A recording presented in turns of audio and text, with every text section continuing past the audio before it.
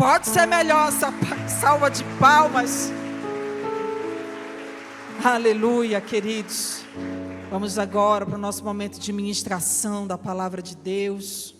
Nós que já adoramos esse Deus que é vitorioso, poderoso, glorioso. Nessa noite nós vamos meditar do nosso coração. Vai ser no Salmo de número 23. Abra sua Bíblia comigo. E você vai ver, querido, o quanto que esse Deus grandioso, o quanto esse Deus poderoso, quanto Ele cuida de você. Se você está passando por um deserto, por um vale, por um momento que você precisa ser acolhido, pode ter certeza que Jesus deixou o Salmo 23 para consolar teu coração. A igreja já achou? Diz amém. O Senhor é o meu e nada me faltará. E deitar-me faz em verdes pastos e guia-me mansamente para as águas tranquilas. Refrigera minha alma, guia-me pelas veredas da justiça por amor do seu nome. E ainda que eu andasse pelo vale da sombra da morte, eu não temeria, porque tu estás comigo. Você pode dizer isso? O Senhor está comigo. A tua vara e o teu cajado me consolam. Preparas uma mesa perante mim na presença dos meus inimigos, unges a minha cabeça com óleo e o meu cálice transborda. Certamente a bondade e a misericórdia do Senhor me seguirão todos os dias da minha vida e habitarei na casa do Senhor por longos dias. Amém? Mão no seu coração, vamos orar. Jesus, Senhor nosso Deus, Pai querido e amado, nesse momento, Senhor, que nós vamos meditar na Tua palavra, nós pedimos, Senhor, que o Teu Espírito Santo, Senhor, conduza esse momento. Deus querido, que nós sejamos ensinados, exortados, consolados. Nesse momento, Jesus, em que nós meditamos, Senhor, nesse texto que o Senhor deixou para nós, se revele a nós, Jesus. Fala com cada um dos que estão aqui, Jesus, porque nós queremos ouvir a voz do nosso pastor. Em nome de Jesus. A igreja diz, amém? Você pode sentar, dando glória a Deus, né, igreja? Porque até onde eu me lembre, ali naquela placa está escrito Assembleia de Deus. E aqui tem glória, amém, gente? Aqui tem glória, aleluia. Salmo de número 23, queridos. Que maravilha poder meditar nesse texto nessa noite. Talvez esses versículos, eles sejam o texto mais conhecido da Bíblia. Se a gente reparar, até pessoas que não têm familiaridade com igreja, com evangelho, em algum momento da vida já tiveram contato com o Salmo 23, é ou não é verdade? Do para-choque do caminhão, quem já viu no para-choque do caminhão? Está lá. E eu me lembro que meu avô, ele tinha uma taberna. Você sabe o que é taberna? A gente chama taberna aqui? Daquela vendinha assim na frente de casa. Aí meu avô vendia ali. Oi? Mercadinho, não, lá em Belém é taberna. Taberna. Aí vendia ali as coisinhas dele, aquela comprinha rápida. E aí eu me lembro que tinha, aí vocês vão ver a idade da irmã, né? Sabe, não tinha o calendário antigamente? Que imprimia assim? Aí botava o calendário, aí botava uma mensagem em cima. E lá no meu avô sempre tinha um calendário com o Salmo 23. Talvez esse Salmo ele seja tão conhecido porque eles são uns versos muito versáteis. Se você parar para prestar atenção, a gente lê o Salmo 23 nos momentos de celebração, nos momentos de alegria, mas também quando o momento é de dor, é de perda, é de luto. Lá estamos nós também lendo o Salmo 23. Eles são muito versáteis. Talvez, né, eles têm esses versos eles têm essa capacidade assim de promover uma identificação da nossa alma, né, com aquilo que ela sente ali naquele momento, seja no momento alegre, seja no momento né, em que a gente esteja ali mais introspectivo, né? Enfim, quem escreveu esses salmos foi o rei Davi. E apesar da gente não saber, queridos, não termos assim uma referência que indique a data que ele foi escrito, a época que ele foi escrito, a gente, pela leitura, a gente percebe que foi escrito não por um menino, não por um jovem, mas por alguém que já foi experimentado na adversidade. São versos que foram escritos ali por quem já aprendeu que mesmo no momento de escassez, mesmo no momento de perseguição, porque Davi foi perseguido.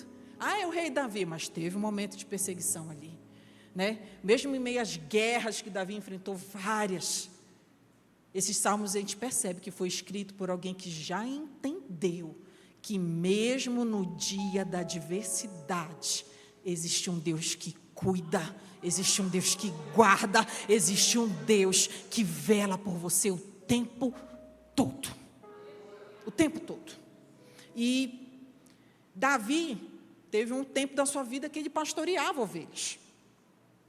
E ele se apropria dessa experiência para traçar um paralelo do relacionamento que ele tinha com Deus, com essa função de pastorear ovelhas. E aqui começa o Salmo 23. E o que eu acho interessante, queridos, é que esse salmo, ele começa com uma declaração pessoal. Davi diz assim: o Senhor é o meu pastor. Ele é o meu pastor. Concorda comigo que esse salmo, ele podia começar de maneira diferente? Tem um Salmo 99, por exemplo, que ele começa assim, reina o Senhor, tremam os povos. Da mesma forma, o Salmo 23 poderia começar assim: o Senhor é o pastor das ovelhas. Ou então Deus falando assim: eu sou o pastor das ovelhas. Deus é o bom pastor. Podia começar de outras formas, na terceira pessoa, mas não. Davi começa declarando, para quem quiser ouvir: o Senhor é o meu pastor. Ele começa abrindo a boca e dizendo: eu sei quem me orienta, eu sei quem me guia, eu sei quem me guarda. Não se engane, querido. Todos nós somos guiados por alguma coisa. Somos orientados por alguém. Até quem é ateu, gente, é guiado ali pelos seus sistemas de crenças. E eu acho engraçado, que eles viram para nós, né, crentes, evangélicos, e fala assim: você se atém à Bíblia, você fica aí seguindo essas regras escritas por homens. Aí eu penso assim, né? E tu, que é guiado aí por Nietzsche, por Kant, por Marx, sistema de crenças. Até quem não confessa a Deus também tem seu próprio sistema de crenças. Eu prefiro ser guiada pelo autor do universo. Eu prefiro ser guiado por aquele que lançou os fundamentos, queridos, dessa terra, aquele que me criou, aquele que me formou. Eu prefiro dizer aos quatro cantos do mundo que eu tenho um bom pastor. O mundo pode declarar o que quiser, pode dizer que é guiado por quem for, mas nós estamos aqui dizendo que nós temos um supremo pastor. E um dia esse pastor há de se manifestar e nós receberemos a incorruptível coroa de glória. Aleluia! Somos nós que confiamos nesse supremo pastor. Como Jesus disse lá em João 10, eu sou o bom pastor. E o bom pastor dá a vida pelas ovelhas. Nós não estamos falando de qualquer pastor.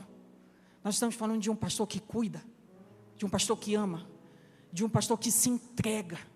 E é nessa confiança de quem você sabe o pastor que está te conduzindo, que Davi, ele continua dizendo assim: olha, o Senhor é meu pastor e nada me faltará. Nada me faltará. Se a gente olha para esse texto, esse nada me faltará talvez não seja a melhor tradução. Acho que é na NVI que diz assim, que o Senhor é meu pastor, de nada terei falta. De nada terei falta não é a mesma coisa do que nada me faltará, irmã Giovana? Tem uma diferença sutil. Para a gente entender melhor o que isso significa, né, a gente precisa aprofundar um pouquinho mais nesse texto e pensar na realidade do pastor daquela época. Porque às vezes quando a gente vai lendo aqui o Salmo, né, vai lendo aqui o verso 2, né, fala deitar em verdes pastos, guia-me mansamente a águas tranquilas, às vezes a gente cria aqui no nosso imaginário que Davi está pastoreando aqui no interior do Goiás, né? Da gente anda aqui no interior do Goiás, vê aqueles campos enormes, tudo verdinho. Em Pameri tem campo assim, pastor? Tem, né? Está rindo. Pastos enormes, tudo verdinho. Lá no canto, baita de um riacho, né, onde os animais ali podem matar a sua sede. No nosso imaginário vem isso. Mas Davi, ele está inserido em outro contexto. Lá em Israel, a terra é seca, gente. Tudo lá é desértico. Então, quando a gente vai olhando aqui, né, para esse texto, e vai olhando assim, guia-me mansamente, né, até verdes pastos. Sabe o que é o verde pasto, irmão? Na época da sequidão, é um tufinho de grama aqui, um matinho ali, a terra seca, né? E aqueles pouquinhos, né, rumos, assim, vamos dizer assim, de folhagem para alimentar os animais. A água, lá em Israel, quando é nessa época de seca, ela fica meio que migrando de um lugar para o outro. Um dia você tem aqui um ribeiro, no outro dia não tem mais, por isso que eles são acostumados a fazer esses grandes deslocamentos, leva o rebanho ali, andando 4, 5, 6 quilômetros até encontrar água. Então o cenário não é de fartura. Quando a gente olha aqui, né, e fala assim, ele me faz deitar em verdes pastagens e guia-me ao longo de águas tranquilas, a gente não está falando de uma abundância natural, não. A gente está falando que o pastor ele tem um trabalho incansável até encontrar provisão para a sua ovelha. E às vezes a gente cria essa ilusão de que esse nada me faltará, o Senhor é meu pastor, nada me faltará. Parece que não vai faltar nada na vida, parece que não vai ter luta, parece que tudo que eu quiser eu vou ter. Mas não, queridos, se a gente olha para a vida real, a gente sabe que isso não é verdade. Porque tem dia que a saúde falta ou não falta? Tem dia que o emprego falta. Tem dia que a dificuldade ela bate a porta sim. Mas de nada terei falta, ele nos ensina que eu posso até não ter tudo o que eu quero, mas o meu pastor cuida de mim, eu tenho tudo o que eu preciso. O meu pastor cuida de mim. Não para satisfazer o meu ego, as minhas necessidades, meus desejos. Não. Para satisfazer, para me suprir dentro daquilo que eu preciso. Deus é o teu Deus provedor. E Ele supre as tuas necessidades. Não duvide disso. Não duvide. E o de nada terei falta, Ele vai nos ensinando que o Senhor, Ele é um Deus de provisão. E você segue na leitura do texto.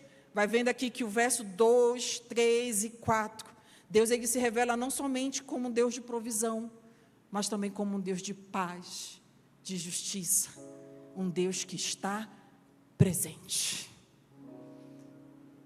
E se você olha na Bíblia Sagrada, tem vários momentos que o Senhor se apresenta ao seu povo com essas características. Em alguns momentos Deus vai dizer que Ele é o Jeová Jirê, o Deus da nossa provisão. Mas em outros Ele vai dizer, eu sou o Jeová Shalom, eu sou a tua paz.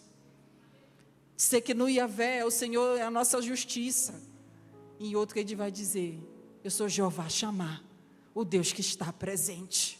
E Davi ele expressa, nesses versos que vêm a seguir, todas essas dimensões, né, que refletem ali para nós quem Deus é. Talvez por isso a gente se identifique tanto, encontre tanto conforto quando a gente lê esses textos. No verso 2 vai dizer que Ele nos faz deitar deitar em vez de espaços. É a ovelha que deita, gente? É a ovelha que deita? Não. Quem é que faz a ovelha deitar? O pastor. Ele me faz deitar em vez de pastos. O descanso que essa ovelha encontra não é dela, é o pastor que proporciona. Você acha mesmo, queridos, que num ambiente de hostilidade, como um deserto, cheio de predador, cheio de perigo, cheio de salteador, cheio de escassez, uma ovelhinha frágil teria como deitar e repousar? Não tem. Agora olha para a gente aqui. Você acha que no mundo que a gente vive, se a gente for olhar pela carne, teria como a gente descansar, encontrar descanso? Você liga 15 minutos o telejornal, você sai de lá horrorizado. Porque se não é guerra, é tráfico humano, se não é tráfico humano, é violência, casos absurdos que você fica sem compreender até que ponto chega a maldade humana. É ou não é verdade?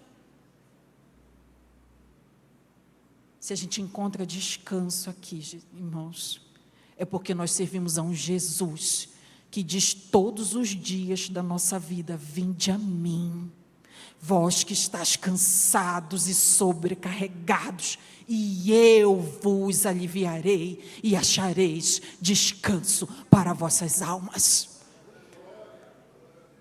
Se você está com seu coração oprimido, pode ter certeza, o Deus de paz, Ele trará descanso para a tua alma nessa noite, em nome de Jesus. E Ele segue dizendo: refrigera a minha alma. O que é refrigério? Consolo, sensação de alívio, um conforto que a alma encontra. Isso só é possível, gente, porque Deus é a nossa paz. Jesus é a nossa paz. Antes de ser crucificado, Jesus fala para os seus discípulos que Ele deixava a sua paz, mas que aquela paz não era como uma paz como o mundo pode dar. A paz do mundo, queridos, ela depende da ausência de conflitos. Se você olha lá no dicionário, a primeira coisa que vai aparecer é que paz é a ausência de conflito. Só que a paz de Jesus não é assim, não. A paz de Jesus, você pode até estar no meio do conflito, pode estar até no meio da adversidade, pode estar até passando no meio do deserto, mas aquela paz que excede todo entendimento, ela invade o teu coração. O Senhor está dizendo para você nessa noite, que nesse deserto pode até ter predador, pode até ter luta, pode até ter salteador, pode até ter lobo, mas Ele é o Deus que te faz repousar em verdes pastos. Salmo 4:8 vai dizer: em paz me deito e durmo, pois só o Senhor me faz repousar em segurança. Se tem alguém aqui nessa noite que não está dormindo, nessa noite nós repreendemos todo espírito de perturbação. Vai dormir em paz, porque Jesus é a tua paz, em nome de Jesus. Aleluia! Deus tem descanso e paz em meio ao deserto para as ovelhas do seu pastoreio. Aleluia! Mas aí a gente precisa também entender uma coisa, que a ovelha, ela só desfruta disso, só desfruta descanso, de provisão, de paz, porque ela é obediente. Ovelhas sabem ser submissas ao seu pastor. Ovelhas são animais frágeis, reconhecem que precisam ser cuidados, elas obedecem, elas confiam no pastor. E quantas vezes a gente está aqui e quer se vestir de força, quer lutar contra a vontade de Deus, só para satisfazer as nossas vontades, só para nos submeter à vontade de Deus para a nossa vida. Mas ovelha, que é ovelha obediente, é guiada mansamente. Pastor não tem trabalho para guiar a ovelha, não. As ovelhas são guiadas pela voz do seu pastor. É curioso, né? Mas os pastores, eles só fazem um som ali com a boca, né? Vão chamando ali os animais e as ovelhas vão, ó, seguindo, vão obedecendo. É por isso que Jesus disse: as minhas ovelhas conhecem a minha voz, eu as conheço e elas me seguem. Será que a gente conhece o nosso bom pastor?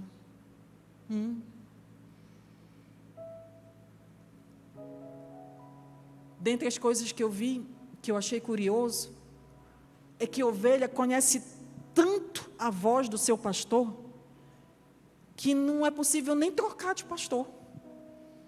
Uma ovelha que sai do rebanho ali por qualquer motivo, ele não pode trocar de pastor, porque ela não vai obedecer ele, ela não vai reconhecer a voz.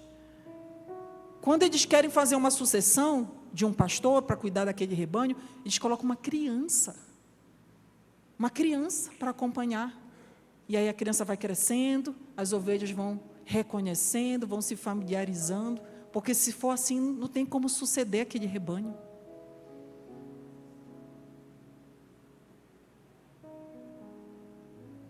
Ovelha que sai dali, ela só presta para ser abatida. Parece com a gente, né? O que somos nós, longe do nosso pastor? Para que servimos? Mas percebe que aqui a gente tem uma relação de conhecimento, de intimidade, né, de obediência, e isso é que gera confiança. Por que a ovelha confia no seu pastor?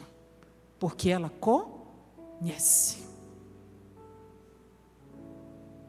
A gente só confia em que a gente conhece, não tem jeito. Se você está procurando uma diarista para sua casa, aí você pensa: nossa, eu vou botar alguém aqui dentro de casa. Aí você começa a procura para uma pessoa, procura para outra, até que você encontra alguém que diz assim: não, essa eu conheço, ela é de confiança. Você já reparou que você paga mais caro no mercado por um produto que você já conhece? Que você confia? Você pode até olhar, ver o outro lá em promoção e você fala: esse aqui eu sei que vai resolver, vai atender a minha necessidade, vai fazer aquilo que eu preciso. Porque a gente só confia em quem a gente conhece. E aí, se eu virar, irmãos, fizesse uma enquete aqui, para cada um, pergunta individual: pastor Marcelo, confia em Deus? Eu vou dizer: confio. Dani, confia em Deus? Confio. Júlio, confia em Deus? Confio. Keise, confia em Deus? Confio. Isa, confia em Deus? Confio. Todo mundo ia dizer que confia em Deus. É ou não é verdade? Todo mundo ia dizer que confia em Deus. Mas o que eu acho engraçado é que no dia da adversidade, no dia mau, quando a gente vê, tem um desesperado, tem outro chorando, tem outro gritando. Por que isso acontece com a gente? Por que a confiança vai embora? Porque muitas vezes nos falta conhecimento do santo.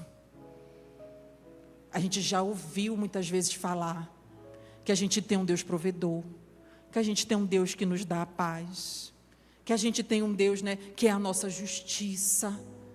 Mas conhecer a Deus, queridos, é ter experiência com Ele. Conhecer a Deus é você ter um relacionamento de intimidade que te permita ouvir a voz do teu pastor.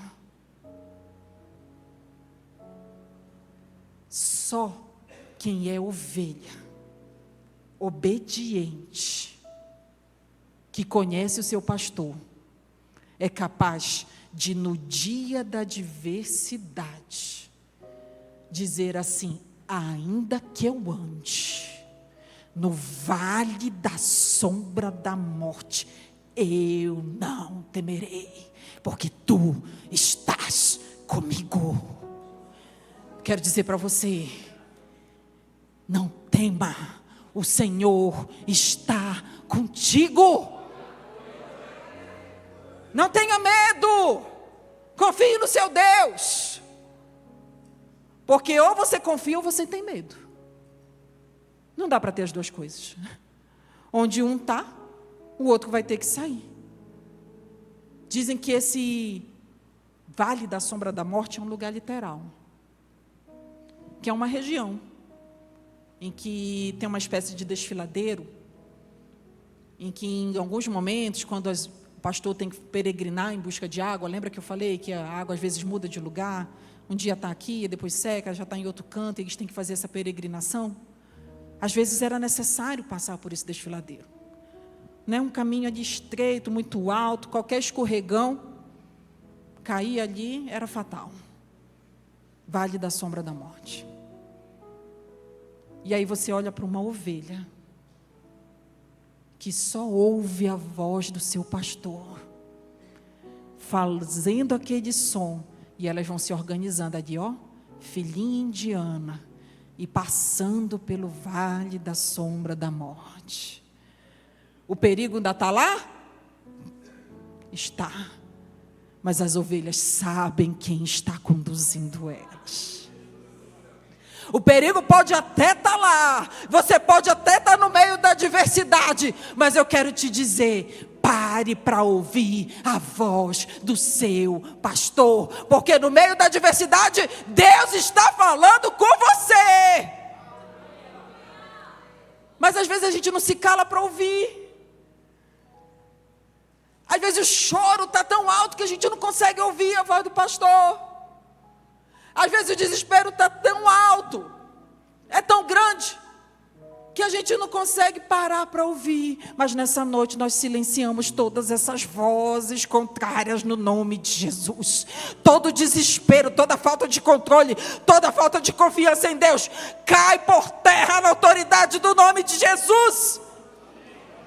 A gente precisa confiar, parar no meio da adversidade e ouvir a voz. Porque o Senhor tem instrução para a tua vida no meio da dificuldade. O Senhor tem instrução para a tua vida no meio do deserto. Ouça a voz do seu pastor, igreja.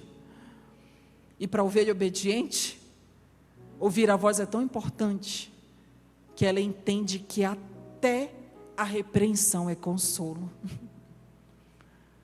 O texto vai dizer que o teu bordão e o teu cajado me consolam.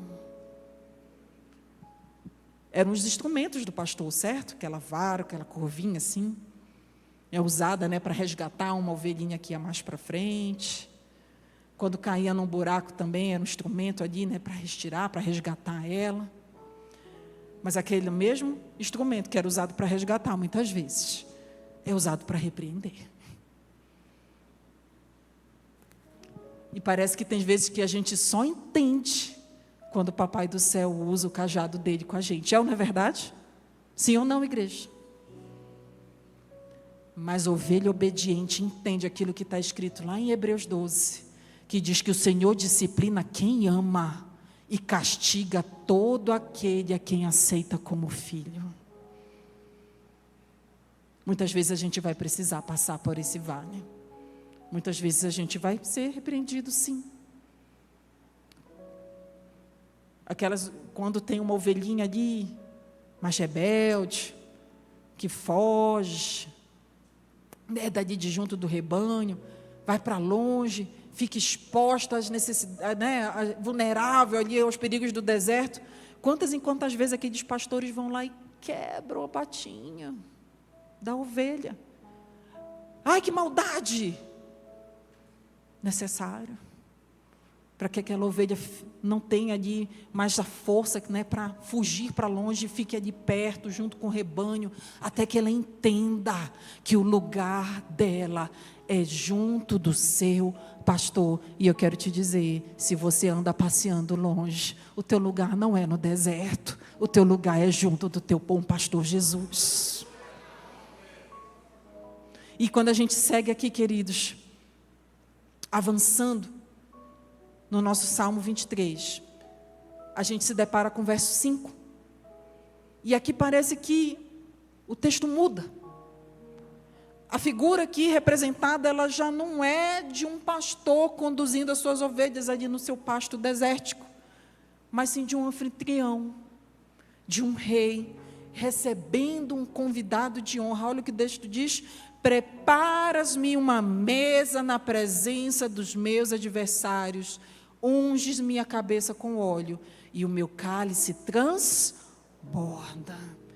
Naquela época o óleo era usado para muitas finalidades, desde a cura, unção de reis, de sacerdote, mas tinha uma finalidade, que era ungir um convidado que chegava na sua casa, né, para participar ali de uma ceia, de um banquete, né? Você vai lembrar ali de Jesus, quando ele fala, está na casa ali de um fariseu, e aí de repente uma mulher pecadora vem ali, começa a lavar os pés de Jesus, e ela começa no momento de adoração, chorar, e, né, enxugava os pés de Jesus com cabelo, com óleo, e aí os julgadores de plantão, né, gente, que a gente sabe que existe, começa a falar assim: esse aí fosse mesmo, quem é?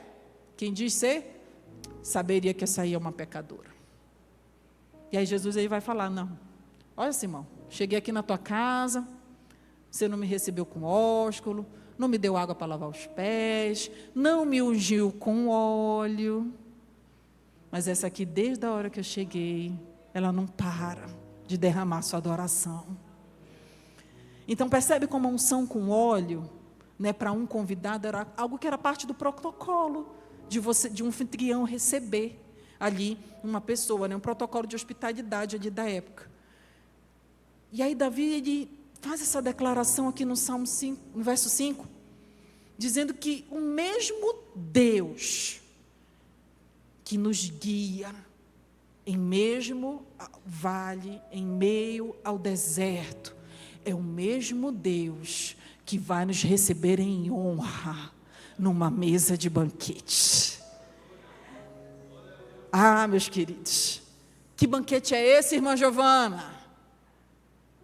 Celestial. Sua caminhada aqui nessa terra, meu querido, entenda isso de uma vez por todas. Ela só fará sentido se você chegar diante do teu Deus, naquele grande dia, e for tido como um servo bom e fiel, e o Senhor dizer: entra para o gozo do teu Senhor, pode participar aqui da ceia da bodas do Cordeiro. Se a gente chegar nesse dia, pode ter passado pelo que for, o deserto que for, o vale que for, ter sido sustentado, mas chegar naquele grande dia e não tiver veste branca, meu filho, não adiantou de nada. Aí tem um monte de gente que pega esse versículo e aí traz aqui para essa terra, né? Aí fica falando: Deus vai preparar uma mesa para você na presença dos seus inimigos. Aí o povo dá glória.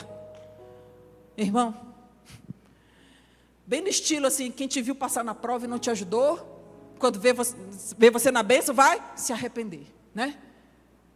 Bem nesse estilo. Meu irmão, a gente precisa parar com isso, porque Jesus, ele nos ensina que a gente tem que orar pelos nossos inimigos. Jesus nos ensina a perdoar quem nos ofendeu. Jesus nos ensina a dar o que? A outra face. Jesus nos ensina a caminhar mais uma milha. Inimigo das nossas almas, gente, é o diabo, que trabalha de dia e de noite para nos levar para o inferno junto com ele. Quem nos ofende é pecador, assim como nós.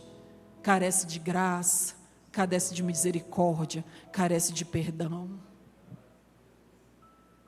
Quem é ovelha entende que vingança pertence ao nosso Deus. Entrega, confia e guarda o seu coração para ser achado santo e irrepreensível naquele grande dia. Olhe para as coisas do alto, querido. Paulo vai dizer que se nós, nos apegamos somente às coisas desse mundo, nós somos os mais miseráveis dos homens. O Seu cálice ele vai transbordar sim, mas é de alegria na presença do Senhor.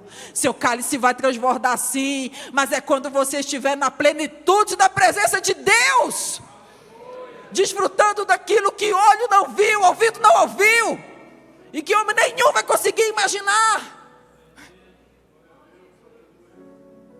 E para a gente concluir, queridos, o verso 6 nos faz entender que esse salmo ele começa num pasto desértico, mas ele termina em casa. Olha o que diz o texto: certamente a bondade e a misericórdia me seguirão todos os dias da minha vida, e habitarei onde? Na casa do Senhor. Enquanto a gente está atravessando aqui esse deserto da vida, nós temos duas guardiãs, duas companheiras que nos acompanham todos os dias da nossa vida. Bondade é benevolência de Deus, generosidade, é a disposição de Deus de fazer o bem ao seu povo segundo a sua vontade soberana. E já misericórdia é o perdão, é a graça de Deus manifestada diariamente em nossas vidas, afastando de nós aquilo que a gente até merecia, mas porque Ele é misericordioso, Ele afasta de nós. Certamente, bondade e misericórdia, bondade e misericórdia, bondade e misericórdia te seguirão todos os dias da sua vida, até você chegar àquele grande dia em que nós habitaremos na casa do Senhor. O Senhor Jesus disse que Ele iria preparar um lugar, e nós vamos para lá, queridos. Lá é o nosso lugar. Aqui nós somos peregrinos, e eu quero que você entenda que o mesmo Deus que nos guia nos vales e desertos é um Deus que nos salva, que nos redime e que nos leva para casa. Fique de pé nessa noite. Eu gostaria de orar com você, mas antes de fazer essa oração, eu gostaria de saber se tem alguém aqui nessa noite que gostaria de entregar a sua vida a Jesus. Sabe, meus irmãos, muitas vezes a gente é ovelhinha teimosa. Às vezes a gente acha que consegue viver sem Jesus, que consegue dar passos sem Ele. Mas nessa noite, o Espírito do Senhor, Ele te convida para fazer parte deste rebanho. Onde está aquela primeira alma que gostaria de aceitar a Jesus ou se reconciliar com seu Senhor? Faça um sinal assim com a sua mão. Nós gostaríamos de orar por você. Tem alguém aqui nessa noite que gostaria de entregar a sua vida a Cristo, de dizer que sozinho você não consegue, que você precisa de um bom pastor para te guiar? Tem alguém aqui nessa noite? Se tiver, faça um sinal com a sua mão, nós queremos orar. Não tem? Se não tem, que o Senhor Jesus te dê uma próxima oportunidade. Você que está aqui, coloque a mão no seu coração. Deus Santo, Deus querido, nós oramos a Ti, Jesus, agradecidos, Deus, porque Tu és o nosso pastor. Que privilégio nosso, Jesus, de podermos abrir a nossa boca e dizer que o Senhor é o nosso pastor e que de nada teremos falta, porque sabemos, Senhor, que o Senhor cuida de nós, o Senhor nos protege, o Senhor nos guarda, o Senhor nos livra. Obrigado, Senhor, por ser tão bondoso para com seu povo. Pai, nessa noite, eu te peço, Senhor, que o Senhor visite, Senhor, cada alma que está aqui em oração, Senhor, neste momento, porque o Senhor é aquele que sonda e conhece os corações. O Senhor sabe, Senhor, onde tem uma alma cansada. O Senhor sabe, Senhor, onde tem uma alma sobrecarregada. O Senhor sabe onde tem uma alma oprimida. Oh Deus, meu Jesus querido, que o Senhor venha visitar, Senhor, com teu refrigério, Senhor, nesta noite, essa pessoa. Pai querido, derrama, Senhor, a tua paz sobre essa vida, trazendo consolo, conforto, trazendo, Senhor, a paz que só o Senhor pode dar. Ah, Jesus querido, que o Senhor nos ajude, meu Deus, a nesta caminhada da vida, caminharmos, Senhor, firmes, como ovelhas do teu pasto, até o grande dia em que o Senhor, meu Deus, nos proporcionará estar contigo, Senhor, na tua casa, sentados à mesa, compartilhando desse banquete celestial. Pai querido, que nenhum de nós se perca, que nenhum dos nossos familiares se perca, que nenhum dos nossos amados, Jesus, fique para trás, mas que todos juntos possamos estar contigo por todo sempre. E essa é a nossa oração, em nome de Jesus. E a igreja diz: amém. Louvado seja Deus. Vamos adorar o Senhor.